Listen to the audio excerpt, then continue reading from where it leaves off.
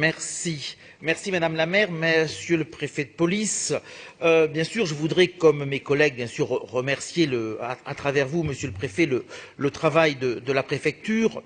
Mais en cette année spécifique, vu que le statut de Paris a été modifié avec de nouvelles compétences, avec ces années qui connaît encore des actes terroristes importants, il convient de souligner quelques points concernant le budget de la préfecture et aussi, pourquoi pas, modestement, proposer quelques pistes de progrès.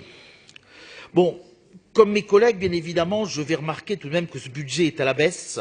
Ce budget de 625 millions, alors bien sûr, il y a des périmètres qui ont été modifiés, mais d'après mes calculs, à périmètre équivalent, on doit perdre 33 millions d'euros. Alors, il faut faire des économies, je dirais, mais pas forcément sur la sécurité. Vous l'avez dit, Monsieur le Préfet, c'est 200 agents perdus chaque année, enfin, pour l'année 2018, mais ce qui se cumule avec les années précédentes, soit près de 800 postes perdus depuis 2014. Alors, si pour la brigade des sapeurs-pompiers de Paris, les choses sont un petit peu différentes et on a un budget en légère augmentation, je dirais que cela est à mettre en comparaison avec la forte augmentation du nombre des interventions. Ça a déjà été dit, à plus de 500 000 interventions, plus 5,4% d'augmentation en plus pour un budget en très légère augmentation. Cette baisse du budget intervient alors que la ville de Paris s'est vue attribuer, et on s'en réjouit tous, les Jeux Olympiques de 2024. Mais ça a été dit tout à l'heure par Monsieur Girard, je crois bien. Les questions de sécurité pour 2024 se préparent comme les équipements sportifs dès maintenant. Donc aujourd'hui et pour demain, il nous faut privilégier ce budget et ces questions de sécurité. Je reviendrai bien évidemment, comme plusieurs de mes collègues, sur le transfert des ASP. Nous y sommes bien évidemment tout à fait favorables. C'est une opportunité pour la ville de Paris de réintégrer dans le cadre du nouveau statut de Paris ces nouvelles compétences. Maintenant, on le voit, je participe au Conseil supérieur des administrations parisiennes où ce dossier a été évoqué plusieurs fois. Parmi les 1900 agents, voire d'autres chiffres, mais parmi les 1900 agents, certains ne pourront pas prendre ces nouvelles fonctions. Que vont-ils devenir? Beaucoup d'interrogations. Autre point sur lequel je voudrais intervenir, on n'en a pas parlé jusqu'ici, mais pour Paris, l'industrie touristique est très importante. Et même si on sort un petit peu du budget, on est en plein dans le problème de sécurité, la sécurité des touristes. On a tous en tête cette image qui est relativement ancienne, qui a 3-4 ans, du bus attaqué au Trocadéro, là, tel un western, tel un mauvais film de gangster. On n'a pas eu de telles images depuis, mais régulièrement on peut lire dans la presse des problèmes de touristes qui ont été escroqués, beaucoup de pickpockets. Il n'y a qu'à se promener dans le métro où on a des annonces régulières. Alors, sur l'image de Paris, alors qu'on cherche à développer le tourisme, l'industrie touristique, ces arnaques, ces escroqueries, ces agressions envers les touristes posent réellement problème. Concernant le budget de l'APP, on peut également souligner le problème des tâches annexes à la sécurité. La préfecture de police, c'est plus de 40 000 agents, 27 000 policiers, mais c'est aussi beaucoup de vos collaborateurs qui ont d'autres fonctions que la sécurité principalement. On peut citer, et la vie associative parisienne fonctionne très bien, on s'en réjouit, mais on peut citer les associations. Est-ce encore normal que ce soit du ressort de la préfecture de police? Je me pose la question. Ce sont autant de tâches pour lesquelles vos agents sont pris au lieu d'être affectés à la sécurité. On pourrait aussi citer plus anecdotiquement la lutte contre le saturnisme. Ce sont des tâches sur lesquelles il faut se poser des questions. Vous avez, Monsieur le Préfet, donné des chiffres tout à l'heure en matière de sécurité ou d'insécurité.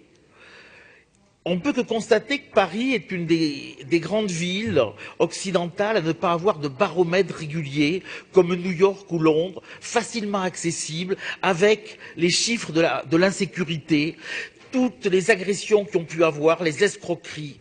Je crois que il n'est pas de démarche de qualité possible sans des indicateurs précis.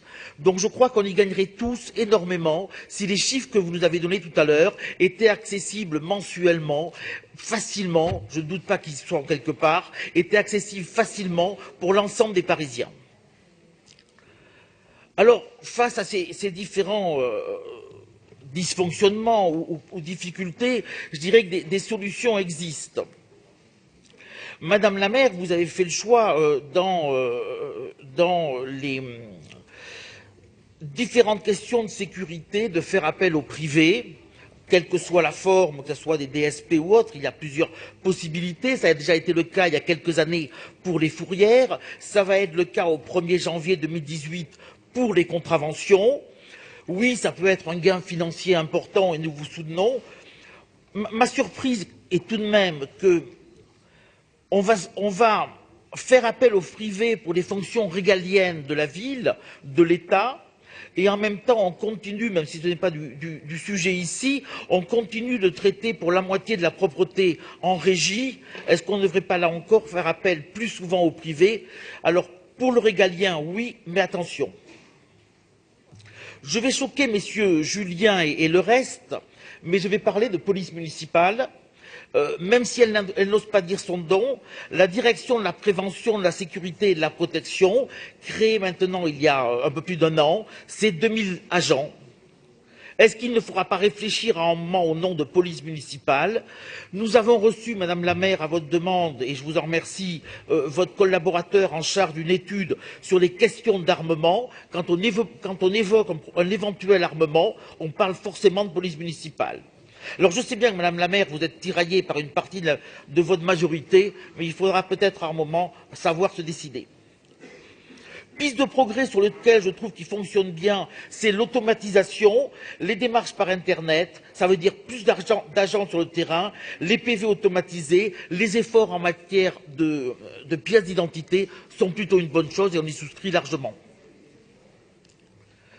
La réserve citoyenne, la réserve municipale, là encore, ça a été dit tout à l'heure. Moi, je crois que le citoyen peut aider l'État, l'État ne peut pas tout faire. Et c'est important dans le cadre du lien armée-nation, armée-nation-police. Oui, les gestes de premier secours qui sauvent, et nous y avons travaillé, vous y avez travaillé, ce ne peuvent être que positifs. Mais pourquoi ne pas imaginer la même chose aussi en matière d'attentats? La vidéoprotection, alors je ne doute pas que M. Goujon reviendra tout à l'heure plus brillamment que moi sur la vidéoprotection, mais on l'a vu à Londres avec les attentats, on l'a vu dans différentes affaires. Certes, la vidéoprotection n'empêche pas tout, mais elle aide à l'enquête et elle rassure les individus. Beaucoup de gens se sentent rassurés de savoir qu'il y a une vidéoprotection. Alors la ville, avec 1300 caméras pour les forces de l'ordre, reste très en retard. C'est d'autant plus surprenant qu'il y a beaucoup de caméras privées, il y en a plus de 30 000 en Paris, donc peut-être faut-il passer, c'est pas peut-être, il convient de passer à la vitesse supérieure en la matière, il n'y a que des gains de productivité à faire. Dernier point, le Grand Paris. Le rapport du sénateur Philippe Dominati l'a récemment souligné, le manque d'association des villes de la petite couronne avec l'APP, alors qu'elle finance le budget de la ville. Là encore, la délinquance n'a pas de frontières au niveau mondial et c'est encore plus vrai sur un petit territoire qu'est l'Île-de-France. La délinquance s'exporte tous les jours de la banlieue vers Paris ou de Paris vers la banlieue. Alors là encore, il s'agit d'accentuer cette coopération entre l'APP et ses homologues de banlieue. Voilà, en conclusion, je voudrais dire qu'au-delà des seules questions budgétaires, la sécurité parisienne est avant tout une question de volonté politique, et là je m'adresse plus à Madame la maire, assumer une police municipale, développer la vidéoprotection ou encore travailler en osmose dans le cadre du Grand Paris. Oui, il s'agit avant tout d'une volonté politique. Merci. Merci.